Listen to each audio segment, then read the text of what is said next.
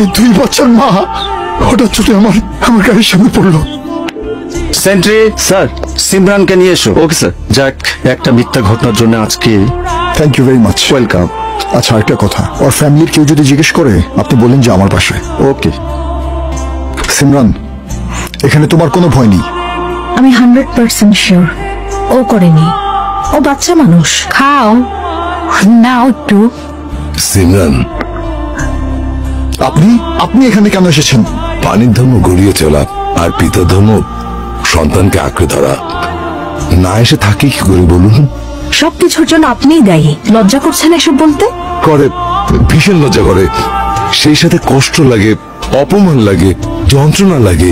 এসব নাটকবাজি আমার সামনে করবেন না। আপনার জন্যে, শুধু আপনার জন্যে অতটুকু বাচ্চা মার খেতে খেতে ছটফট করে মারা গেছে। আমার আদরের সন্তান। আদরের সন্তান, আদরের সন্তান।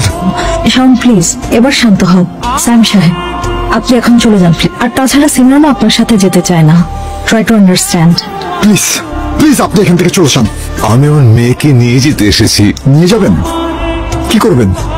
কি করবেন নিয়ে গিয়ে? জন্ম দিলে বাপ বলা যায়, বাপ হওয়া যায় না। দুজনেই আমার সন্তান। আমার বুকের দুপাশটাই ভেঙে গেছে। মা, প্লিজ আপনার সন্তানকে বলুন আমার সন্তানকে ফিরিয়ে দিতে। আমার সব শেষ, আমি ধ্বংস হয়ে গেছি মা।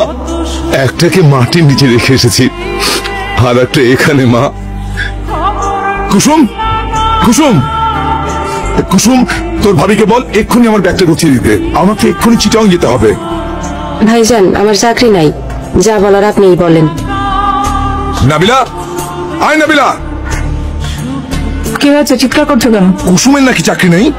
এতদিনের একটা পুরনো লোক, তাকে তুমি বিদায় করে দিলে। একবার তো আমাকে জিজ্ঞাসা করতে পারতে। এটা আমার সংসার, সামান্য একটা কাজের মেয়ের ব্যাপারে তোমার কাছ থেকে আমার সিদ্ধান্ত নিতে হবে?